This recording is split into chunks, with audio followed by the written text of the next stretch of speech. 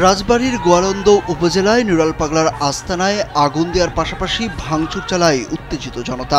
এ সময় কবর থেকে নুরাল পাগলার লাশ উঠিয়ে মহাসড়কে আগুন দিয়ে পুড়িয়ে দেওয়া হয়।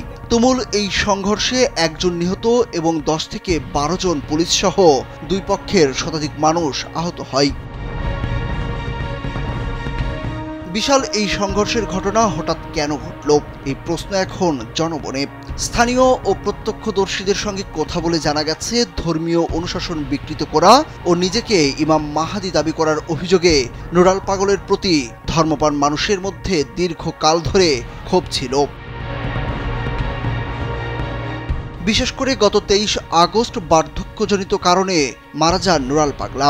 সোনামণিকে নিয়ে আমি থাকি চিন্তামুক্ত, কারণ আমি ব্যবহার করি SMC স্মাইল বেবি ডায়াপার। ওই দিন রাতে মাটি থেকে 12 ফুট উঁচুতে বিশেষ কায়দায় আস্তানায় তার লাশ দাফন করেন ভক্তরা। পবিত্র কাবা ঘরের আদলে তৈরি করা হয় কবর। এসব কর্মকাণ্ডকে শরীয়ত পরিপন্থী দাবি করে ধর্মীয় অনুভূতিতে আঘাত হানার অভিযোগ ওঠে।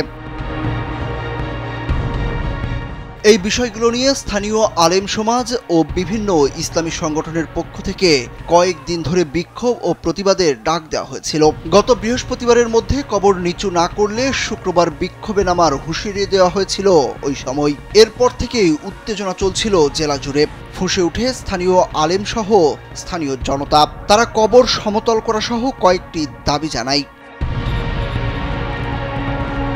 গত 25 আগস্ট জেলা প্রশাসক সুলতানা আক্তার বিক্ষুব্ধ জনতা এবং নুরাল পাগলার পরিবারের সদস্য ও ভক্তদের সঙ্গে আলোচনা করেন। আলোচনায় কোনো সুরা হয়নি। ওই দিন তৌহিদি জনতা ও নুরাল পাগলার পরিবারের সদস্য ও ভক্তদের সঙ্গে আলোচনা করেন গোয়ালন্দ উপজেলা নির্বাহী কর্মকর্তা নাহিদুর রহমানও।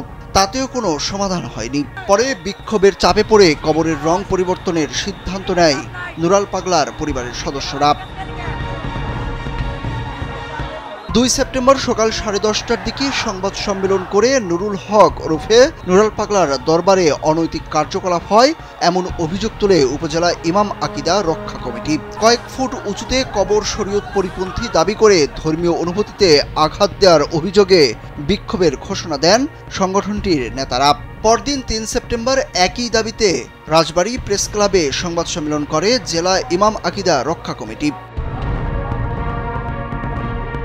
এসব ঘটনার মধ্যেই শুক্রবার জুমার নামাজের পর স্থানীয় মুসল্লিরা একটি বিক্ষোভ মিছিল বের করেন এবং গোয়ালন্দ আনসার ক্লাব মাঠে একটি সমাবেশ করেন।